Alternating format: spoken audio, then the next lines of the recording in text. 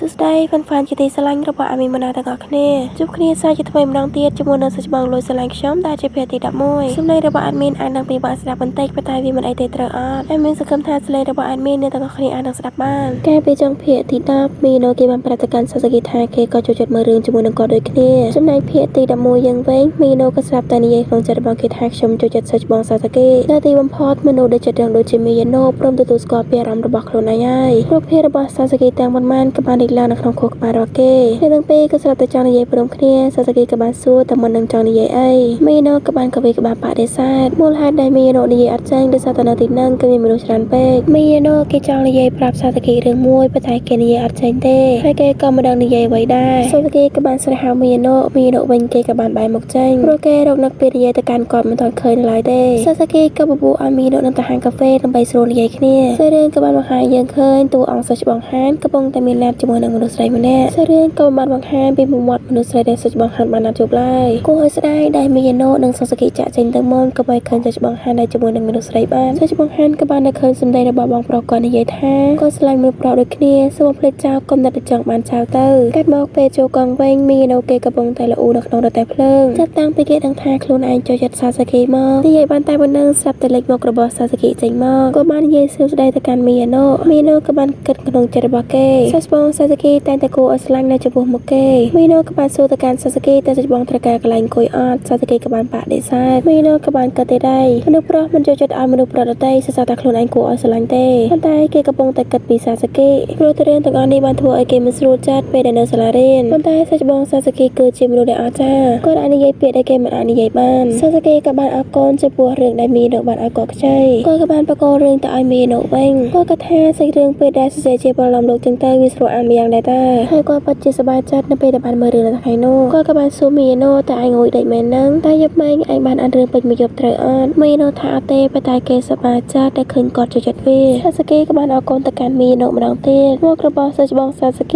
ิชุดคลาเมนเตนมีโนเกกัดตีได้เพื่อไปจินาตินิมโนชรันได้เกมีรำไทยเกอักปรับกอดไทยเกจุดกอดบ้านบนใต้จงกรายกันเดินแต่บัดบองอากาศตัวแต่บ้านเมื่อเตมอกระบอกคิเตอร์บางเรียนเต้ไปตายเกเป็นกระบงตะกัดปีซาสกิกรอนตะโลกไปเรียนแต่ปีเน่ให้ได้บันเชปิบะอย่างเน่เพื่อกระมองปีเกเละการสารเพลยูเปกบันเชเกเพล็กมันดังตะโกนยัยทำไมมีโนบันปรับตะการโคลนทาเกดังสารบองมันดังตีในไทยสายไทยซีโรเจมอกระบาลโซตะการทายสโกแต่อันกระบงตัวไอนังทายสโกทายโกกระบงแต่รกเมื่อระเบียบประเปียรำสลายตะการนานาเมเน่ตกอันมีโนทายสโกกระบาลโซตาสัจบังซาสกิก็ตัวการอาหารลำปังตระอันมีโนทายเกกอมันดังโดยเคลียทายซีโรกระบาลโซทายสโกทายสโกทายโกกอมันดังได้โปรกอมันดาโจพงนังก็ตัวตามเพลนังไม่ซาแต่เติร์เล็มเต็มมาใส่บอกอตาบนใต้มันไอเต้จำละกระกอดเตอร์จำกอดจุสารบองทายซีโรกระบาลนิทานจังเกสมตัวได้ทายสโกกระบาลแปรไปหาจีไอเตอร์ไออันมันเคยยิงได้ทายซีโรกระบาลนิยตการทายสโกเวงเกตปลุกนมระบอสัจบังซาสกิตาประเทศธนาจมอกกระบาลสไลด์ประกายไทยบอลโนอาลจมดาไลก็มีกำลังจังมาการวิธีจบเล่นไทยบอลโนอาลแต่มาดองทายสโกกระบาลปาติซาได้ซาตะกอดระบวนโดยจมูกน้ำมันใส่ระบอกก้อยกอกพินเปลเต้ให้กรมกระบาลสไลด์สมมติในตะกอดในหลักได้ล่างเปอร์เซ็นต์มามี2ซ่าไม่นึกวัฒนาหลักได้สังแต่ต่างอ้อประเทศธนาก็สไลด์เป้ก็กระบาลบอกกระบาลหนังเต้ากระบาลสไลด์อ้อยตะการตะเปะสอท่าและไอเห็นแต่ได้เล่นจมูก2ซ่าระบอกไอมนไทยบอลโนอาลกูสไลด์ระบอกไอหนึ่งใบเนี่ยไม่นึกเกลับเชี่ยมีเรื่องจังได้แม่นจนโปเกจังสารเพปรับซาสกิแต่โปเกตระบายที่ได้เธออ้อนเกก็มันเทมปะทอยได้เพื่อตะเกยคลายถ้าสโกกระบาลปรับอ้อยมีโนเลือกได้มีโนก็มันกระจายได้เกกระบาลเลือกได้ปัดแม่นประเทศธนากระบาลกัดชัวมีโนโจมันเตี้ยมนุษย์ได้มี2ซ่าถ้าสโกกระบาลปรับตะการมีโนท่าเกไอปะเดซัดกระบาลรวบรวมกระบาลได้มีอาศัยจะเลือกคลูนระบบมีโนตัวเมื่อทายสิระเวนเกกระโปงตะแกงเกกระบาลโซแต่มีโนนังซาสกิกี่2ซ่าในคดีไฮแมนมีโนหรือไฮคือไรชัวตักมอนได้ประดับบนตัวมีโนกระบองแตงกุยรูแต่เกโกจะสารเพปรับสัจบังซาสกิมนไทยบอลโนอาลอันโปรเกคลายทานังมันบานเมืองมกคณิเตซาสกิกระบาลเชียร์เจนโจครองแต่เพลิงให้กระบาลใหญ่ที่สุดในตะการมีโนเกกระบาลใหญ่ท้ายปัจจุบันนี้ปุยยังโดยจิจูบมกคณินไปปรักอย่างยอมหน้าซาสกิกระบาลตอบโนกระดาษตากาเปโลเจ็บดาไลก็ตราเขียปีเปลิ่มนำไปเรียบจำคล้วนก็ชกตรองแท้แต่กรูมันทนได้ซาสกิก็ได้ใหญ่ชนะครั้งไปต่อมาก็กระบาลสมโตตะการมีโนได้กอดกอยรูอเกสอามีโนกระบาลตอบท้ายสัจบังบานอูเตสัจบังก่อนแต่ปรับชมตาได้ยังจังตากาเปโลระบาดสัจบังในทวนไทยน่าได้ซาสกิกระบาลปรับไทยกันทวนในคลองไทยมากระด้างก็บานสู้ตะการมีโนตะเกบานรัสลาตระจัดไทยเนอร์มีโนไทยเกมตันรัตระจัดลายเต้กรูปรับไทยอัสราเฉลี่ยบนไทม์เต้ซาสกิกระบาลสู้ประสันบานตัวบานสลัดไอเป็นจัดไทยแต่อันจังตัวบานการจับเลี้ยงได้อ้อ មីណូក៏បានតបប្រកាសឲ្យពួកយើងនឹងធ្វើជាមួយនឹងគ្នាមិនអាចអត់ស្បបានទេ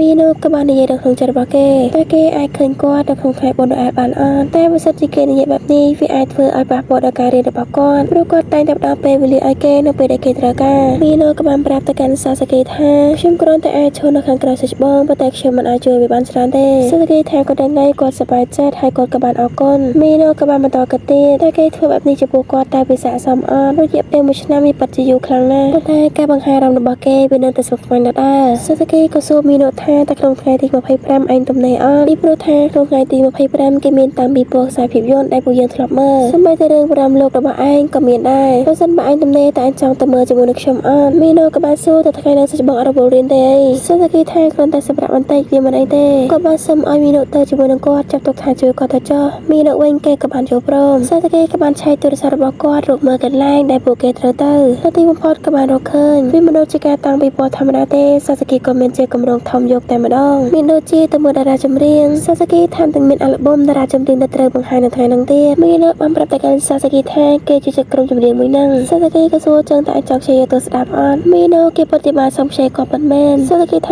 ាចឹងខ្ញុំគាត់យកមកឲ្យនៅពេលក្រោយជារឿងក៏បានលេងកាត់ទៅប្រហែលថ្ងៃក្រោយមីណូគេដើរផ្សារដើម្បីទិញរបស់របរទៅធ្វើថ្ងៃបុណ្យណូអែលមីណូក៏បានជួបជាមួយនឹងសិស្សបង្ហាញនៅពេលដែលគេទិញអីវ៉ាន់បរិសុទ្ធការជួបម្នាក់ក៏បានដើរចូលមកគាត់គឺជាបងប្រុសរបស់សិស្សបង្ហាញហើយមានសម្ភារគាត់ថាគឺជាបងប្រុសសិស្សបង្ហាញតែម្ដងទៅសិស្សបង្ហាញក៏បានណែនាំមីណូឲ្យតែបងប្រុសរបស់គាត់ស្គាល់នេះគឺជា fan BL សិស្សប្អូនរបស់គាត់ឈ្មោះរបស់មីណូឡើងពីរោះក៏មិនបានហៅទេគាត់ចូលចិត្តហៅថាជា fan BL ទៅវិញបងប្រុសរបស់សិស្សបង្ហាញក៏បានរាក់ទាក់ជាមួយនឹងមីយ៉ាណូសិស្សបង្ហាញបានប្រាប់ទៅកាន់មីណូថាម៉ាក់ប៉ារបស់គាត់បានបញ្ជូនគាត់ឲ្យមកទិញរបស់របរចាប់អត់នៅពេលដែលសិស្សបង្ហាញគាត់បានទាឲ្យបងប្រុសធំរបស់គាត់នេះហើយគឺជាបងប្រុសរបស់គាត់តែមកឡើយឯងមានស្មានថាគាត់សំដៅលើសាសាកេបងប្រុសរបស់គាត់ក៏បាននិយាយឡើងថាតាមពិតឯងប្រើលេសប៉ាម៉ាក់ប្រើឲ្យទិញអីវ៉ាន់មកលួចនិយាយជាមួយនឹងមិត្តភក្តិរបស់ឯងសោះឃើញសិស្សបង្ហាញរៀបផ្សាយនៅលើក្បាលបងប្រុសរបស់គាត់ក៏ភ័យសិស្សបង្ហាញក៏បានប្រាប់ទៅកាន់បងប្រុសគាត់នេះគឺជាសាធារណៈសូមកុំនិយាយអ្វីប្រែប្រាឲ្យសោះបងប្រុសរបស់គាត់លឿនចឹងគាត់ក៏បានសុំទោសសិស្សបង្ហាញក៏បានប្រាប់ទៅកាន់មីណូប្រយ័ត្នភ្លេចធ្វើកិច្ចការផ្ទះបងប្រុសសិស្សបង្ហាញឃើញចឹងគាត់ក៏បានសួរតើមីណូនឹងជាសង្សាររបស់ឯងមែនអត់សិស្សបង្ហាញក៏បានប្រាប់ទៅកាន់បងប្រុសគាត់ថាគេមិនមែនទេបងប្រុសគាត់ក៏និយាយទៀតតែយើងឃើញឯងនិយាយជាមួយគេដូចជាសប្បាយចិត្តដល់ហើយបងប្រុសសិស្សបង្ហាញក៏បានប្រាប់ទៅកាន់មីណូថាតើឯងដឹងអត់នៅពេលដែលគេរៀនថ្នាក់បឋមនិយាយបានតែប៉ុណ្ណឹងសិស្សបង្ហាញក៏បានប្រាប់ឲ្យឈប់តើបងដឹងអត់ខ្ញុំស្អប់របៀបដែលបងព្យាយាមភ្ជាប់គ្រប់យ៉ាងទៅនឹងសៃហាទឹកមុខរបស់គាត់ពិតជាគួរឲ្យខ្លាចជាងសាសាកេទៅទៀតនេះចាប់គាត់ក៏ភ្ញាក់ជាមួយនឹងខ្លួនឯងគាត់ក៏បានសុំទោសអ្នកទាំងពីរបងប្រុសរបស់គាត់ក៏មិនបានប្រកាន់ដែរពីព្រោះថាគាត់ស្គាល់ចរិតបងប្រុសរបស់គាត់ស្រាប់ហើយនៅពេលដែលបងប្រុសរបស់គាត់បានចាក់ចេញសិស្សបង្ហាញក្បែរមកសើចដាក់មីយ៉ាណូក៏បានសុំទោសដោយសារតែបងប្រុសរបស់គាត់នឹងគឺជាចិត្តនិយាយតែពីស្នេហាមីយ៉ាណូក៏បានគិតក្នុងចិត្តរបស់គេខ្ញុំក៏ធ្លាប់ឮសិស្សបង្ហាញនិយាយពីស្នេហាដែរតាមីយ៉ាណូក៏បានប្រាប់ព្រោះតែគេបានជួយជាមួយនឹងបងស្រីរបស់សាសាកេដោយសារតែគេដែលមានបងប្អូនចឹងហើយបានជាពេលដែលគេឃើញអ្នកដទៃមានបងប្អូនគេសប្បាយចិត្តតែគេមិនដែលដឹងសោះថាសិស្សបង្ហាញក៏ជាបងប្រុសរបស់គេដូចគ្នាសិស្សបង្ហាញក៏សួរឯងនិយាយចង់ចាំមានន័យថាម៉េចសិស្សបង្ហាញគាត់ចង់យកដៃដល់លើក្បាលរបស់មីណូតែគាត់មិនហ៊ានទេគាត់ប្រាប់មីណូថាឯងកុំចេះទៅឲ្យគេប៉ះក្បាលពេលផ្ដាស់អីតែឯងយល់ពីអ្វីដែលខ្ញុំនិយាយទេព្រោះក្បាលរបស់ឯងងាយស្រួលនៅក្នុងការវាយព្រោះឯងទៀតប៉ុន្តែ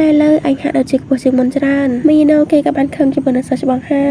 ្ហាញក៏បានបន្តនិយាយថាប្រហែលជាឯងនឹងខ្ពស់មុនពេលបញ្ចប់ការសិក្សាក៏ថាបានដែរមីណូក៏បានប្រាប់ទៅកាន់សិស្សបង្ហាញថាគេពិតជាសប្បាយចិត្តនៅពេលដែលគេបានជួបគាត់បន្ទាប់មកគេក៏បាននិយាយលេងសិស្សបង្ហាញហើយក៏ចាក់ចេញបន្ទាប់ពីមីណូចាក់ចេញបងប្រុសរបស់គាត់ក៏បានត្រឡប់មកវិញគាត់បានសុំទោសទៅកាន់ប្អូនរបស់គាត់ដោយសារតែគាត់មិនសូវឃើញសិស្សបង្ហាញសប្បាយចិត្តចឹងហើយបានជាគាត់ចង់លេងសើចបន្តិចសិស្សបង្ហាញថាមិនអីទេប៉ុន្តែមនុស្សដែលបងជួបមុននេះគេមានមនុស្សដែលគេស្រឡាញ់រួចហើយដូច្នេះហើយកុំលួចខ្ញុំចូលទៅក្នុងស្នេហារបស់ពួកគេអីបងប្រុសរបស់គាត់យល់តែគាត់ក៏បានសុំសួរសំណួរចុងក្រោយតើឯងមានអារម្មណ៍ចំពោះគេអត់សិស្សបង្ហាញមិនបានតបសំណួររបស់បងប្រុសគាត់ទេផ្ទុយទៅវិញគាត់ក៏បានហៅបងប្រុសរបស់គាត់ថាគឺជាតកកស្ដើងចំណែកបងប្រុសរបស់គាត់វិញឮតែប៉ុណ្ណឹងគាត់ក៏បានសុំទោសបងប្រុសរបស់គាត់ក៏បានសួរថាមូលហេតុដែលឯងមិនសិក្សានឹងដតីដោយសារតែឯងស្លាញ់មនុស្សប្រុសដូចគ្នាត្រូវអត់បើសិនបើរឿងនេះគឺជាការពិតខ្ញុំនឹងប្រាប់ប៉ាម៉ាក់សិស្សបង្ហាញក៏បានសួរហើយបានជាបងចាប់អារម្មណ៍នឹងរឿងរបស់ខ្ញុំខ្លាំងម្ល៉េះតែប៉ុន្តែខ្ញុំស្រឡាញ់មនុស្សស្រីតាបងរបស់គាត់ក៏បានសួរទៀតចាំមិនបានចែកមិនព្រមណាត់ជួបជាមួយនរណាម្នាក់សិនចឹងសំណួរនេះសិស្សបង្ហាញក៏ឆ្លើយមិនចាញ់ដែរបន្ទាប់មកគាត់ក៏បានសុំទោសម្ដងទៀតដែលគាត់និយាយពីសម្ដីមិនសមរម្យទៅកាន់បងប្រុសរបស់គាត់សាររឿងក៏បានបង្ហាញយ៉ាងឃើញនៅពេលដែលពួកគាត់នៅក្មេងបងប្រុសរបស់គាត់បានប្រាប់ទៅកាន់ម៉ាក់គាត់ថាខ្ញុំស្រឡាញ់មនុស្សប្រុសដូចគ្នាសូមម៉ាក់ជប់គិតពីការពោលចោលទៀតទៅចំពោះឃ្លាមួយនេះអ្នកទាំងអស់គ្នាប្រហែលជាបានឃើញហើយកាលពីដើមរឿងភាគទី11មនុស្សក្នុងគ្រួសារក៏បានភ្ញាក់ផ្អើលបងប្រុសក៏បានលើកដៃម្នាក់ទៀតខ្ញុំក៏ស្រឡាញ់មនុស្សប្រុសដូចគ្នាម៉ាក់របស់គាត់លឿនចឹងក៏បានសួរទៅកាន់សិស្សបង្ហាញម្ដងចុះឯងវិញសិស្សបង្ហាញក៏បានប្រាប់ទៅកាន់ម៉ាក់គាត់ខ្ញុំស្រឡាញ់មនុស្សស្រី ម៉ែរបស់គាត់លើកហើយក៏រៀងធូរចិត្តបន្តិចយ៉ាងហោចណាស់នៅសល់តែច្បាស់ហាម្នាក់ដែរគាត់នៅតែមានសង្ឃឹមថាអាចពោចៅបានម៉ែរបស់គាត់ក៏បានប្រាប់ទៅកាន់កូនថាបើសិនបើកូនចង់ធ្វើអ្វីកូនចង់បានអ្វីកូនធ្វើចោះកូនលើកហើយសប្បាយចិត្តសឹងតែទាំងអស់គ្នាប៉ុន្តែសាច់បងហាន់វិញគាត់ហាក់ដូចជាមានសប្បាយចិត្តតតែសោះកាត់មកបច្ចុប្បន្នកាលវិញសាច់បងហាន់បាននិយាយថាម៉ាក់មិនចាំបាច់បារម្ភទេដំបូងឡើយខ្ញុំភ្ញាក់ផ្អើលជាមួយនឹងស្នេហារបស់បងប្រុសប៉ុន្តែបន្ទាប់ពីខ្ញុំបានឃើញមីនុនិងសាសាកេពួកគេតែងតែនៅជាមួយគ្នាហើយនឹងសប្បាយចិត្តវាបានធ្វើឲ្យខ្ញុំគិតថាបងប្រុសរបស់ខ្ញុំអាចនឹងរកឃើញសុភមង្គលគឺរឿងក៏បានលេងកាត់ទៅប្រហែលថ្ងៃក្រោយពេលវេលាពិតជាដើរលឿនខ្លាំងមែនទែនមួយផ្លែសឆ្លងផុតថ្ងៃបុណ្យអែលចូលឆ្នាំថ្មីបាទមីនុក៏បានបញ្ញាប់មកជួបជាមួយនឹងសាសាកេដើម្បីនិយាយគ្នាប៉ុន្តែគេមិនទាន់បាននិយាយផងសាច់បងហេរ៉ាណូក៏បានហៅសាសាកេមីនុក៏បានប្រាប់ទៅកាន់គាត់ថាចាំពេលក្រោយនិយាយគ្នាក៏បានដែរប៉ុន្តែអ្វីដែលគេបានរំពឹងវាបានខុសពីការកើតពេញមួយថ្ងៃឲ្យតែគេស្រែហៅឈ្មោះរបស់សាសាកេគេដឹងតែមានឧបសគ្គរហូតមីនុគឺខំប្រឹងរត់ឲ្យលឿនតាមអាចធ្វើទៅបានប៉ុន្តែឧបសគ្គនៅតែមានជាបន្តបន្ទាប់គ្រប់ពេលដែលគេស្រែហៅឈ្មោះរបស់សាសាកេដឹងតែមានមនុស្សហៅកាត់ពេញមួយថ្ងៃមីនុគេអាចនៅក្បែរសាសាកេបានសម្បីតែ1នាទី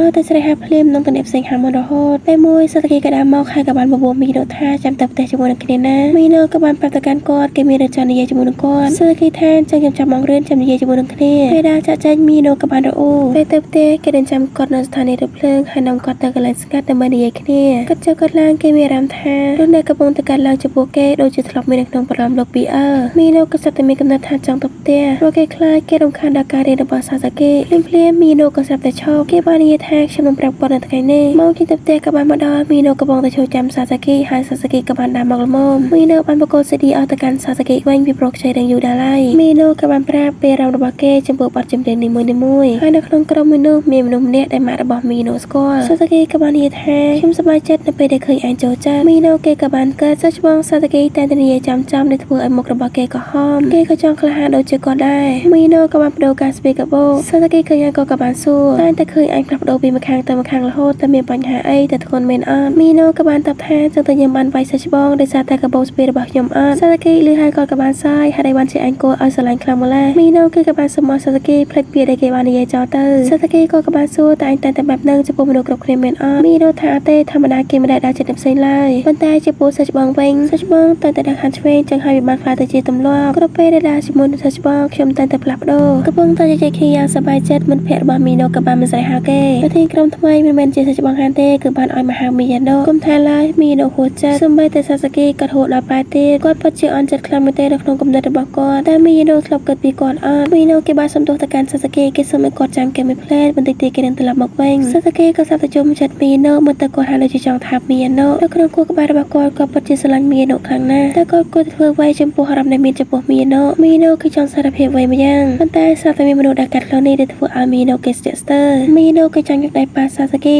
ក៏ស្រាប់តែដកខ្លួនចេញគាត់បានសំទោសទៅកាន់មីយ៉ាណូគាត់ត្រូវទៅផ្ទះហើយបើតាមទឹកមុខរបស់គាត់ប្រហែលជាអន់ចិត្តប៉ុន្តែគាត់មិនអាចបន្ទោសមីយ៉ាណូបានទេជារឿងពីទី11របស់យើងក៏បានឈានមកដល់ទីបញ្ចប់អេមីសូមទោសខ្លាំងមែនទែនពីព្រោះថាអេមីពិតជារវល់អេមីពិបាករកពេលសម្រាប់រឿងអស់អ្នកទាំងអស់គ្នាបានមើលខ្លាំងមែនទែនអេមីសូមអរគុណដែលអ្នកទាំងអស់គ្នាតែងតែរងចាំហើយនឹងបន្តចោលអេមីជួបអេមីមួយណាម្ដងទៀតនៅវីដេអូក្រោយណាបាយបាយ